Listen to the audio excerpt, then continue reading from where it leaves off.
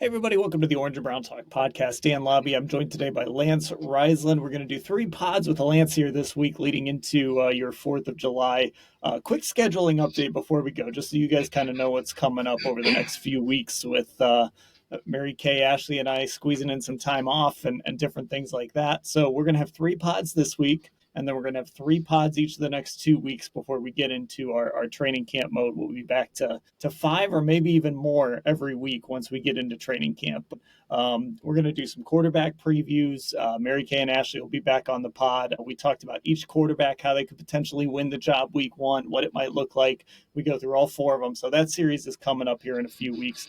Tim Bielik is going to join Lance and I as well. We're going to look ahead to the 2026 draft because maybe quarterback of the future isn't even on this roster. So Lance, let's start there. Your first real look at these quarterbacks, and obviously we know sort of where you were on these guys pre-draft. I mentioned this to me. My thoughts on all of these guys coming in still determine a lot of what I think of how this quarterback competition should play out. Your first look, though, at these quarterbacks in a Browns uniform. But I guess let's go one by one here. Let's start with Dillon Gabriel, who I know you really liked in the draft. What did you think? What was your first impression of him in a Browns uniform? Well, if I have to put it in one word, I'd say polished, right? He had his struggles. They all had their struggles, but fundamentally, you can see that he played in multiple programs, right? So he went from UCF, then he went to Oklahoma, then he finished his career at Oregon. And the reason I would have him above Sanders or a lot of rookies, and as you know, I liked him a lot, going in is because of that, right? So he threw for 18,000 yards, 155 touchdowns, which is an all-time record. But what I really like is when you get coached by that high level and you go to those different places, you understand lots of stuff. You've seen everything, right? You've seen cover 2 and cover 3 and cover, whatever you want to see. But more importantly, the footwork from underneath center, the footwork in the gun, throwing from different launch points, 3, 5, 7-step drops, throwing boots and waggles, understanding different coverages, how different coverages are going to work, RPOs. I could go on the things he's seen, and that gives you an advantage when you get to a pro camp because you're allowed to play a little bit faster, right? Now, his footwork is really polished. He had a couple of days where he struggled, and I tell everybody it doesn't matter till the pads go on. He was who I thought he was. I'll be honest with you, he has an elite arm. He can really, really spin it. He got some RPMs on the ball. His size, he is little, and he is going to have to be an outlier if he makes it because he's even smaller than I thought. Still doesn't change how I feel about him. In terms of can he be an NFL quarterback because of his skill set and the things he can do in a Stefanski offense, which to me really, really matches. And very impressed. I thought he's polished. I thought he looked good. I thought he's well composed. He's a little bit older. I thought he did a great job. He really got thrown into the fire, too. We saw him do some work with the first team. He was working up the depth chart, obviously, more than Shedeur Sanders was. And I, when we were out there was really only one time where I felt like Shedeur was working ahead of him in a drill. That was at one point during minicamp. I don't remember exactly which day it was. But he was very clearly being given more than Shedeur Sanders was being given, and being given greater challenges than Shedeur Sanders was being given, going against that first team defense more often. Also getting to go with the first team offense too. That's a benefit. But what did that tell you? Again, we're trying to read into everything here. So what did how the Browns sort of used him in these practices tell you? Well, I've been on a lot of podcasts and interviews lately, and I've used you as an example because sitting with you, that was actually the last day you and I were standing together when he got his first team reps during practice, and that was on that last day, that halfway through practice. It was one of those modified 7-on-7s and things like that. It did, the order didn't really change too much for me. But what it tells you, I go back to what you said a couple of years ago, which is really things I'm learning from you is, you go where the money is, right? That he's a 3rd round pick. It tells you where they're invested, right? That's who they wanted. They wanted him, assuming that Shedeur wasn't going to be around later in the draft or, whatever it may be. They targeted Dillon Gabriel. That's who they liked. That's who Kevin Stefanski likes. I can see why. I'm sure he did a phenomenal job in his interviews. He fits the mold with the empty packages and his ability to draw stuff. That goes back to playing in all those different sets at those different schools. But once again, it didn't tell me a lot. Like you said, they threw him into the fire. He did have the one guys on offense, but that's a lot different when you're throwing the one day he threw to a guy who's not even on a team going against Denzel Ward. that's a bad matchup for a rookie quarterback throwing to an undrafted guy who's not even with the team anymore, and who are, played at a high level. But it just kind of tells you where they're at. And then Shedeur did really well, and then when he got up, you could see the speed change for him a little bit, and his footwork is a little bit off. So I think they both did a great job. The thing I like is I think they're getting them up to speed to give them a fair swing at things come training camp. So I felt like to shift this to Shedeur, I felt like we kind of saw the things. I mean, we did a whole pod on the quarterbacks, and we talked about Shedeur Sanders and the things he does well. And I think we saw that on display during really in OTAs, during rookie minicamp, during mandatory minicamp. He was accurate. He threw well to all levels of the field. I mean, there were throws that he made that were like, okay, there was a throw. It wasn't one of the highlight throws, but there was a throw to Trey McKitty, who is no longer on the roster, but a tight end over on the sideline, where he put the ball in a spot against a smaller defender where only Trey McKitty could get it, right? It's that sort of accuracy, that sort of timing that made us say really good things about Shedeur Sanders. I do think it's also important to remember, and this goes for Dillon Gabriel too, this goes for all these guys, this is a lot of 7-on-7 or modified 11s or no pads, right? So for me, I guess this just reinforced the things I liked about Shedeur Sanders, but it was not a setting to answer the questions I still have about Shedeur Sanders. There's no question. So his accuracy, like you said, there's sometimes and I think he's a gamer too. So when people look at like, what is he deficient at? Well, he doesn't have Josh Allen's arm. He doesn't run like Lamar. So he doesn't have that elite trait. Now he has all the skills, and traits and skills are different to me. And he has a lot of skills. I also think he's a gamer. So I think he'll even be better when the pads go on. But his footwork is off. And when you don't have an elite arm, and what I mean by elite arm, like he's elite to 99.997 of us in the world, right? So it's a comparative to the guys he's with. He has plenty of arm strength, but he has to, you go back to Baker Mayfield. He's a guy that, he can't throw off platform all the time, right? Especially when he's going to that 10 to 15 chunk range. He's got to deliver from right to left, transfer that weight from his back to his front, get on that front foot, deliver. He's got to do all those things. And you can see, and I've said this before, the pressure he was under Colorado, and I know one of your big concerns with him was his ability to drift backwards, right? And watching him in camp, that is a habit that he's going to have to get rid of. And that's a habit that happened because he got that immediate A and B gap pressure at Colorado. No run game, multiple defenses he had to see, no pass protection. He created some bad habits with his footwork that will cost you in the NFL, because if you're not on time in the NFL, the ball's knocked down or picked off. So, yeah, but everything you said, and I agree with you, Dan. I say this to everybody. It doesn't matter. If Dillon Gabriel or Shedeur Sanders had a terrible summer and everybody was losing their minds, once the pads go on, that can change in one day. That could literally change in one team session because of how he handles team with live bullets flying around it. So for all these guys, and for me, that's why I like Joe Flacco first, because of the fact he's been there and he can allow his guys to play fast. Yeah, and look, we're going to hit a point in the summer during training camp and preseason where people are going to get tired of me just like writing off what we're seeing. Like, especially the, Shedeur Nation is going to get mad at me for that probably. But to me, it's just the questions I have about Shedeur are, it goes back to the things you talked about, right? The footwork, the ability to handle that pressure. And I don't even know how much of that we're going to be able to figure out in the preseason, right? This is stuff that we're not going to be able to figure out until we see him playing real football games against real opponents that are not his teammates, guys that are coming after him. And there's a world where a better run game and a better line, all of a sudden everything's great, right? There's also a world where, here's Aiden. I don't think he's going to be starting this early in the season, but just as an example, here's Aiden Hutchinson ripping around the edge, right? Like, how are you going to deal with that? And even though he's going to be going against Myles Garrett in camp, well, he might be if he's going against the ones, but he might get some opportunities to go against a guy like Myles Garrett. That's not full out, full speed. And even in the preseason, you're going against third stringers, fourth stringers. Like, even that's not the speed of the regular season. So again, with Shedeur, a guy I really liked, a guy that I think you and I would disagree on this. I'm more interested in him than I am Dillon Gabriel. I'm not going to be able to make a judgment on this guy until we see him playing real football games. And that might not happen till like November. Well, yeah, there's a difference, right? To be honest, you're absolutely right. The only thing that you can get leading up to that is that you will get the secondary and you'll get the live action in front of you, right? So the picture will be a little bit more muddled. And that's what I used to tell my guys is that we want to muddle the picture, right? So the offensive defensive line will be live. The secondary will be getting their hands on. They'll be live. There'll be some collisions around you, etc.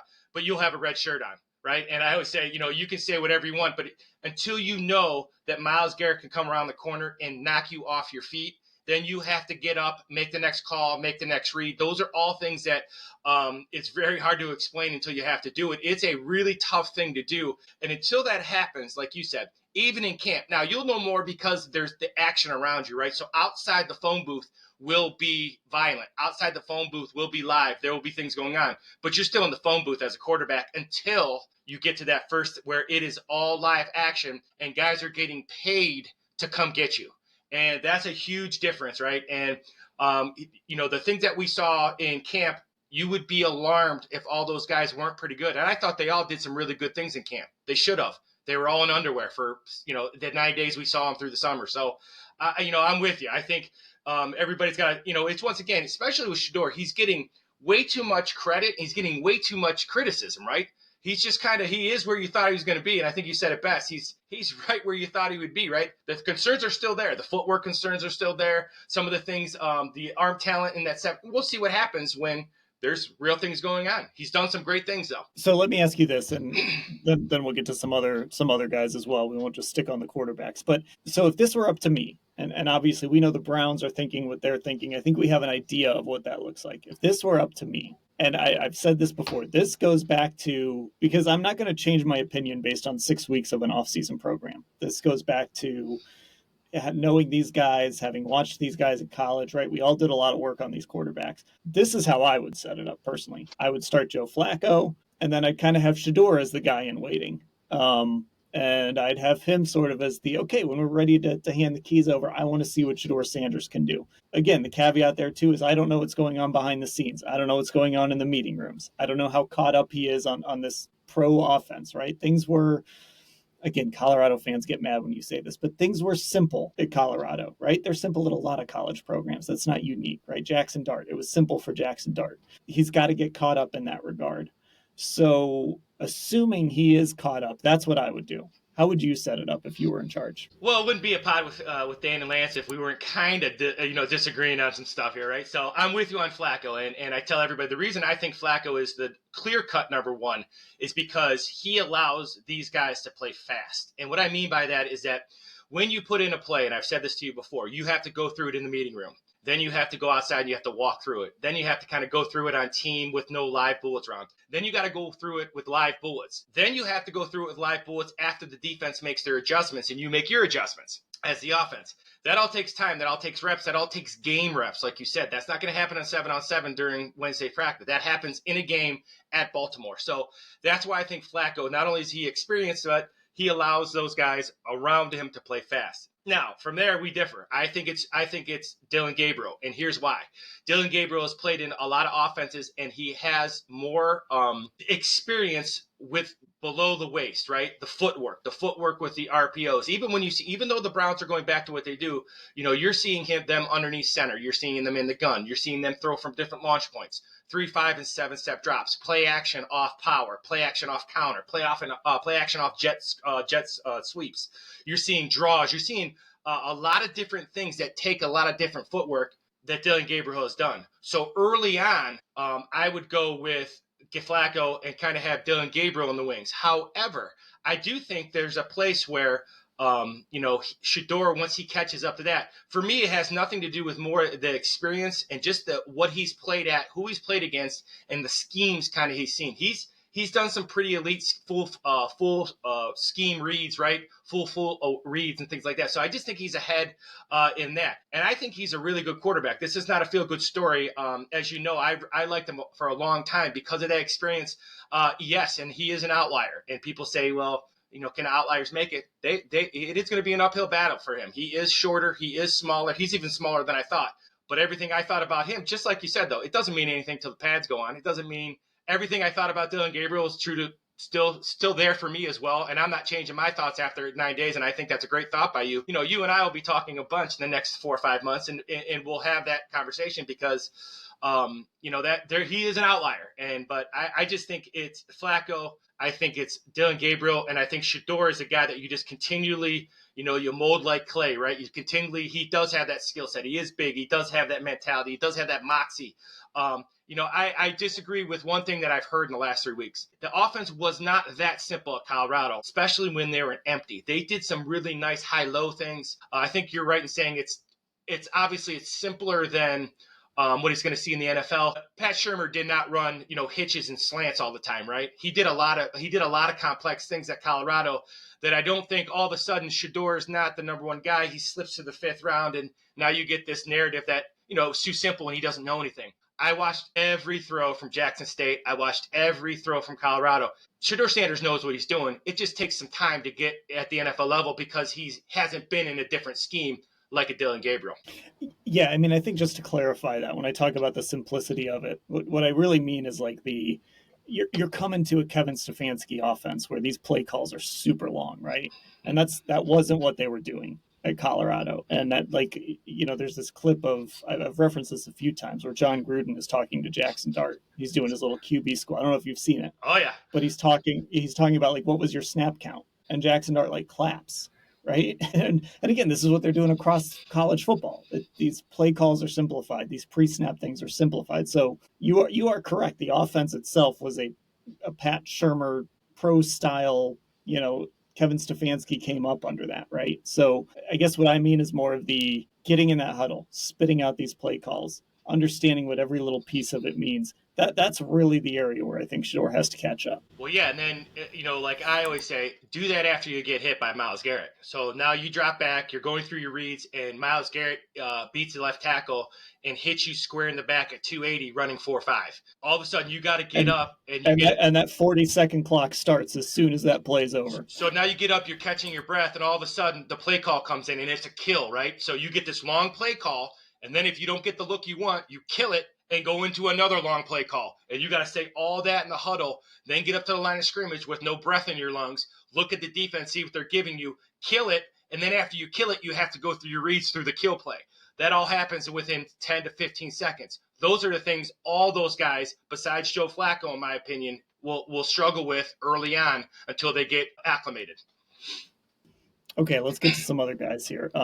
So here's another shining example of a guy that you saw him running through bags. You saw him playing in a situation where it was no contact. But Mason Graham, what did you think? I know you went over and watched. Ashley was kind of watching that D line a little bit too. When you watched Mason Graham, what did you think? Well, obviously, I'm gonna tell you, I love. He was my number one guy on the board, right? And the reason why he's my number one guy on the board has nothing to do with what he did in those 9 days.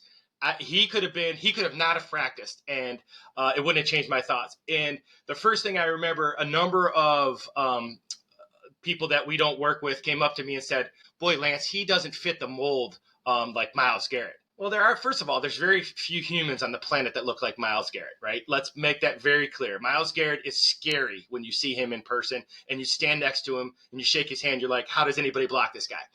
But Mason Graham is a guy, I will promise you this, when the pads go on, Mason Graham is a complete nasty human being. He's a former wrestler, former state champ. He plays with great balance. Everything that he's really good at comes with contact, comes with violence, comes with pads being on. So he did a great job. Once again, being in shorts and underwear, it's just they're running around, right? And they're going through bags and they're learning how to angle. And, once again, he had to go from a 2-gap guy to a 1-gap guy. And what that means is he had to go from playing on the line of scrimmage, holding up an offensive lineman and playing a gap next to him, to his right and left, to now I get to get 1 gap and now I get to be a little bit nasty and turn myself loose a little bit. So he's got to learn how to do that. He has all the footwork that I thought he'd have. I remember I posted something on his movement skills, and people were like, what does that have to do with playing defensive tackle? Well, it has a lot to do with being able to be a 3-down tackle, right? You can anchor in there on first and second down at 320 pounds, not get moved because you're a wrestler, and then get in that B gap, wide 3, wide 9, and come really, really hard on third down. So super impressed with what it was. It was running through bags. I'm actually more impressed with Mason Graham now because I didn't realize he had the movement skills, the ability to change direction, lateral skills, short area burst, hand placement. I didn't realize he had all that he had. that's before the strengths of why I had him number one on my board. So I really look forward to the Pats going on. I can't wait to see him go against Landon Dickerson in Philly. Right, that's going to be a measuring stick that you and I talk about. That's where my eyes will be that whole practice. Mason Graham against Landon Dickerson. How do you feel about this defensive line as a whole? Obviously, they're counting on some young guys over there on the other side. We don't know when Mike Hall is going to be back from his injury. A couple of veterans too. Malik Collins, Shelby Harris still in that room. But what do you think of this defensive line as a whole? Because I'm a little worried about those young guys on the other side. If are these guys actual number? Is there an actual number 2 over there? Or are they all kind of number 3 and 4s? Actually, really, really high on this defensive line. I think it's a top 5 defensive line, and here's why. I think Mason Graham is a tremendous upgrade from a very good Dalvin Tomlinson, right? He can do everything Dalvin did, and I was really high on Dalvin Tomlinson, but Dalvin Tomlinson was a run stopper, 2-gapper, right? That's not what this defense is. Now they got rid of Obo, and that showed me. Now they got Troyan Shianka, right? They got him. They got Alex Wright. Right, and they got McGuire. I do think those two have stepped up, especially when they've been healthy. So I think they're going to take the next step. Now, once again, I have to see it from them, but I have seen it, right? I've seen it in spurts, so it's there. It tells me now that this defensive line, even though Obo's gone, and I thought he did a really nice job too, but Obo and Dalvin Tomlinson are one-trick ponies. And what I mean by that is Dalvin Tomlinson's going to stop the run, and he's going to do a great job at it. Obo's going to rush the passer. He's going to do a great job at it. Now, all 9, 10 of these guys can set the edge if they want to go outside in nickel looks. Multiple guys can play multiple position flexible. They can stop the run. They're gap penetrators. Now Jim Schwartz has a full platoon of guys that fit his mold, right? And that's important in a scheme, right? So when you talk about players, obviously you've heard me say players over plays, but now the scheme fits, right? So now if you think Alex Wright is a 7 or an 8 on a scale of 1 to 10, in this scheme, it makes him 8 or 9 because what he does well is what Jim Schwartz wants, right? And that's hard to explain, but that's what I mean. His talent level goes up because of the scheme. And then you have guys who have just ridiculous talent, right? And I think Malik Collins is the most underrated pickup of this offseason. He was my most impressive guy of camp. I was just so impressed. He's got those little ankles, his change of direction, short area burst. You can see why he causes such pressure on the quarterback. I think their defensive line is better than last year. I think it's the best D-line under Jim Schwartz. And I think Wright and McGuire step it up. And I think this is a top 5 defensive line in the NFL, in my opinion. All right, top 5. All right, interesting. Let's move to the receivers real quick. I want to get into these rookie running backs too, but let's talk about this receiving core because that's another area where I have concerns. Obviously, Jerry Jeudy had a really nice spring. Looks like he's going to pick up where he left off. After that, there's a lot of question marks. They're counting very heavily on Cedric Tillman. They're taking this flyer on Deontay Johnson. I worry that we could be sitting here in October or November, the wrong couple guys get hurt, and now all of a sudden Michael Woods is your number 2 receiver. I'm worried about this group. What did you think out of the spring? Well, I want to see what their identity is, right? So when we talk later on about, football schemes and things like that, what is their identity? And if 12 personnel is going to be their identity, I think they're treating Harold Fannin as a receiver kind of like a unicorn, right? He can do some different things, and he showed that he can do that during the spring. Once again, when you watch him on film, his best games are against the Big Ten. He played great against Penn State. He played great against Texas A&M. So in my opinion, they think of Harold Fannin, especially in the red zone, as a receiver, right? So now you got him as a receiver along with the tight end. They can dictate with 12 personnel what defensive personnel they're getting. I thought Jerry Jeudy, I'm with you. I thought Jerry Jeudy looked great all spring. He showed that he can do it at a high level. He's a true number 1.